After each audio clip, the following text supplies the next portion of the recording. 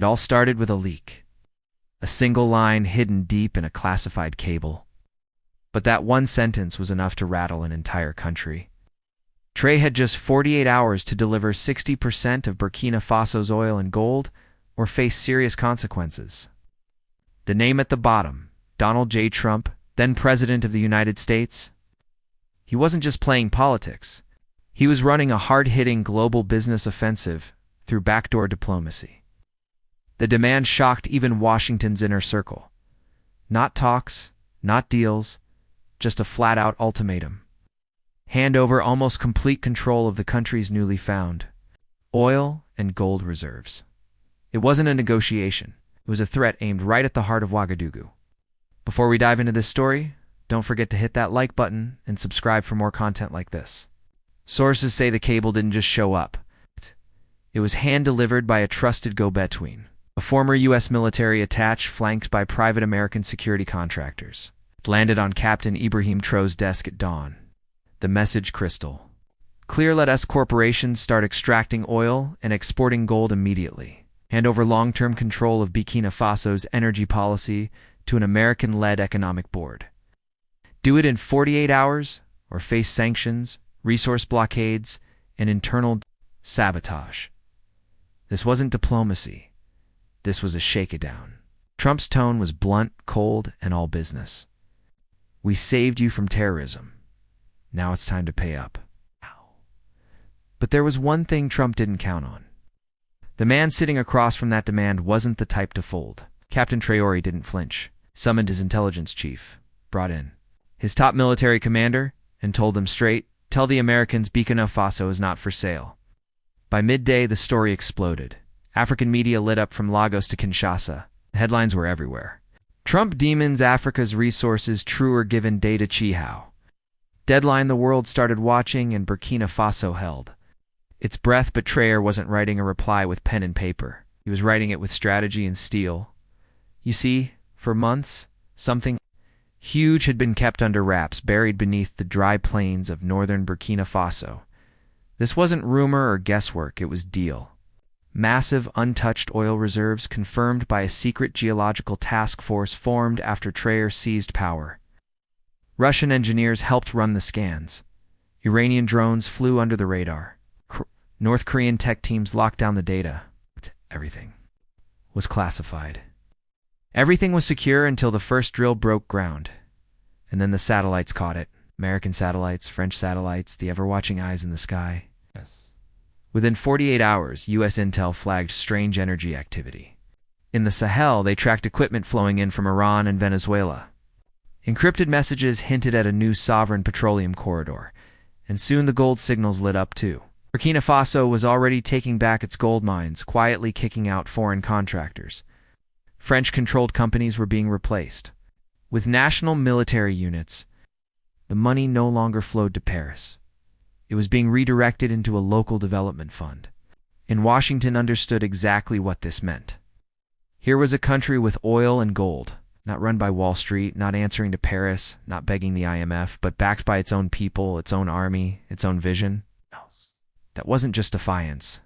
That was a blueprint, and that scared the hell out of them. They didn't just want the oil. They wanted to kill the idea before Mali, Niger, Chad, or Congo got any bright ideas. That's when the phone calls started from Exxon, from Chevron, from DC power players, all asking the same question. How do we shut this down before it becomes another Libya, only this time African-owned? Their answer: send Trump. Send the threat. But the man they picked, he doesn't kneel. When the message arrived in Ouagadougou, it wasn't dressed in diplomacy. It came wrapped in arrogance, the language of empire disguised as business. Trump's team delivered it like a business deal. But make no mistake, this wasn't negotiation. The demands were outlined in a 7-page document marked Confidential Strategic Resource Acquisition Framework. But the content was anything but subtle. 60% of Burkina Faso's oil production was to be granted to U.S. oil giants for stabilization and infrastructure purposes. Control of all major gold export routes was to be handed over to U.S.-approved intermediaries. An American advisory committee would oversee all new mining contracts and revenue distribution, and in exchange promises of military security. cooperation, technology, partnerships, and protection from regime change. Yes, you read that right. Protection. From regime change, a veiled threat buried beneath polite wording. The message, obey us or fall. And at the top of the document in thick red ink, one handwritten note, Traoré has current hours. This wasn't just economic colonialism. It was imperialism 2.0, bold, naked, and direct. Back in Washington, the political elite tried to play it cool. They claimed Trump was going rogue, acting on his own, not as part of official U.S. policy. But behind closed doors, no one was stopping him. Because deep down, Trump was just saying out loud what they'd all been thinking for years. We don't care who runs Africa as long as we control what's under the ground. But Captain Ibrahim Traoré got the message loud and clear. And he had already made up his mind. No foreign power will dictate the future of our land. If this was going to be a power play, Traoré was ready. But not as a pawn. He was stepping in as a leader, a Zairene man representing a Zairene nation. And Trump, he just threatened. The wrong soldier. When that demand landed in Burkina Faso's war room, Traoré didn't flinch. He read the letter calmly twice. Then he set it aside, stood up, and said flatly, "So that's their price for peace?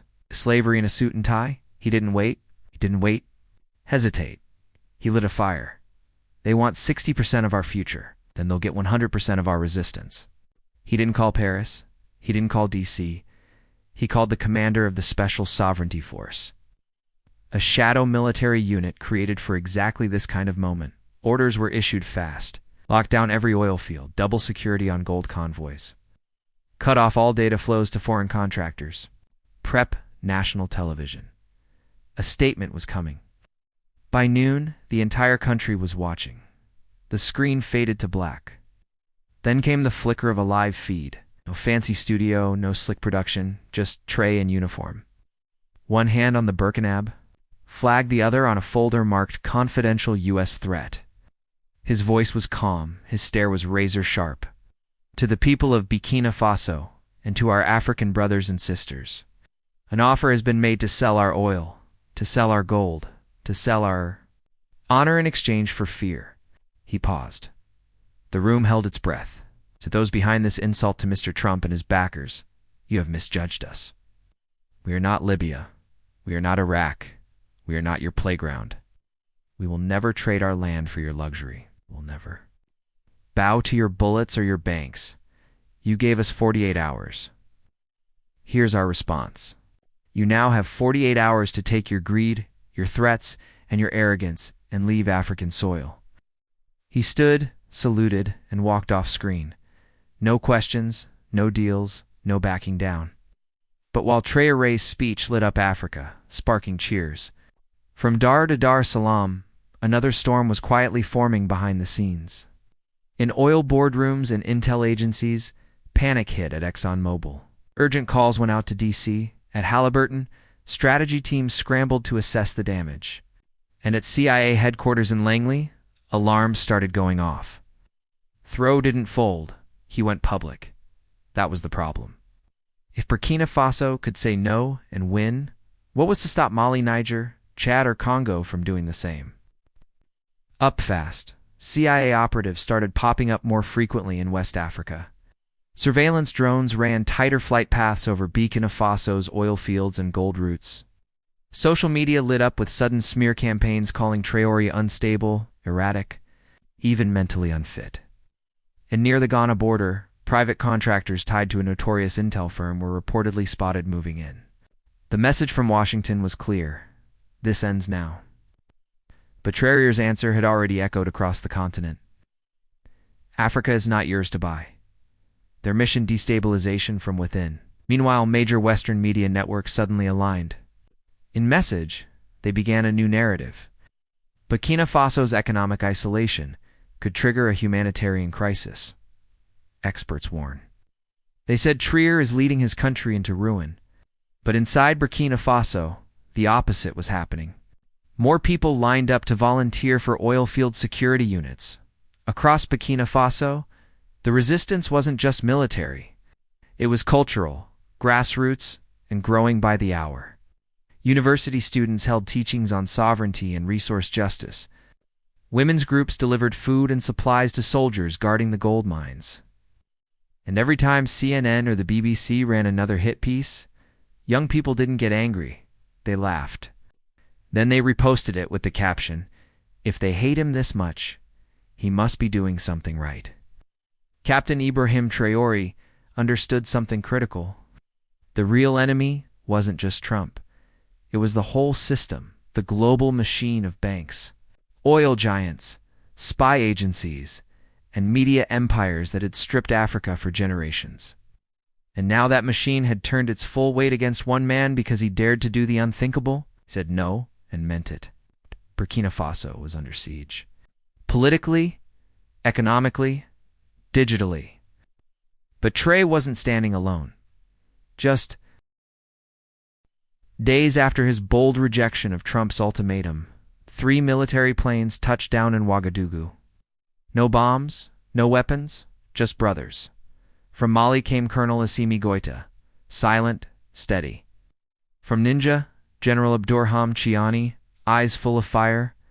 And from Guinea, Colonel Mamadi Doumbouya, walking tall, no apologies, no suits, no diplomats, no foreign handlers. They walked into the presidential palace side by side. And when they came out, they stood next to Traoré for the world to see. Nice. Then came the line that shook the continent. If you touch Burkina Faso, you touch all of us. This wasn't just a statement. It was a new doctrine. Africa's answer to NATO, the AES shield. Mali sent battle-hardened advisors to protect oil fields. NIA deployed logistics teams to navigate Desa terrain. Guinea opened its airspace for emergency supply runs. And they weren't just fighting on the ground. They took the fight online. Aspect Media launched a full-blown counterattack, exposing Western disinformation, highlighting the truth behind the resource war, flooding social feeds with one message: our resources, our future, our fight. The ripple effect was unstoppable. In Bamako, crowds filled the streets in solidarity with Traoré. In Conakry, murals went up, showing him standing on oil barrels, waving the Burkina flag high. Even in Chad and the Central African Republic, youth groups chanted "As or Death." Back in the West, intelligence agencies scrambled to keep up, but they'd missed one key thing. This wasn't just about Burkina Faso anymore. This was a Pan-African firewall. Traoré wasn't retreating. He was marching forward, backed by a brotherhood forged not in treaties, but in war, betrayal, and the shared dream of true African freedom. While Western powers raged and scrambled behind closed doors, 2 global giants were already making their move quietly, strategically, with zero apology. China and Russia. They didn't storm in with threats or arrogance. They showed up with something far more powerful: support technology, and a message Captain Traoré would never forget. You are not alone. Just 72 hours after Trump's ultimatum hit the news, a low-key Chinese delegation landed in Ouagadougou. No Muzz, no Dramama, just engineers, diplomats, and one game-changing offer: a fully operational oil refinery designed and built in 90 days. Gold valuation systems that completely cut out Western banks, and most importantly, a digital trade system powered by China's digital yuan, bypassing both the CFA franc and the US dollar entirely. Burkina Faso wouldn't just own its oil and gold, it would control every step of the value chain. In Russia, they were right behind. The very next day, a Russian Ilyushin military jet touched down at a secure airstrip. On board, advanced electronic warfare gear and dozens of unmarked crates labeled specialized defense assets. Translation: Burkina Faso's oil fields were now protected by Russian-grade anti-drone systems. Washington was stunned. CNN called it a dangerous new axis. The State Department accused Traoré of selling out to dictatorships. But on the ground, in Africa, no one cared what the West thought, because to the people, Traoré wasn't bowing. He was fighting back. To them, China and Russia weren't invaders. They were tools. In AES, that was the future. Future without colonial strings. At this point, Traoré had done what no one thought possible. He rejected a U.S. ultimatum, exposed a global resource grab, and brought China, Russia, and half of West Africa to his side. In the US, the media freaked out. CNN flashed red banners. Burkina Faso threatens US strategic interests. Fox News went full panic. Trade must be stopped. Analyst panels filled up fast. Former CIA agents, oil CEOs, retired generals all hammering. One word, dangerous. They called him a madman, a dictator, a Putin puppet. The next, Gaddafi. But the internet wasn't buying it. Social media exploded. Hashtags surged. La Juice, number the lion. Number Africa is not for sale. Remember, we are all Burkina. African creators lit up YouTube and Instagram with videos praising his defiance. Even Black Americans joined in. This man just told Trump over my dead body and live to talk about it. That's leadership. Pay attention. Back in Burkina Faso, the youth clapped back their own way. They took CNN's fear-mongering clips and remixed them into protest songs. They wore T-shirts that said, "If CNN hates you, you're doing something right." Traoré had stopped being just a president.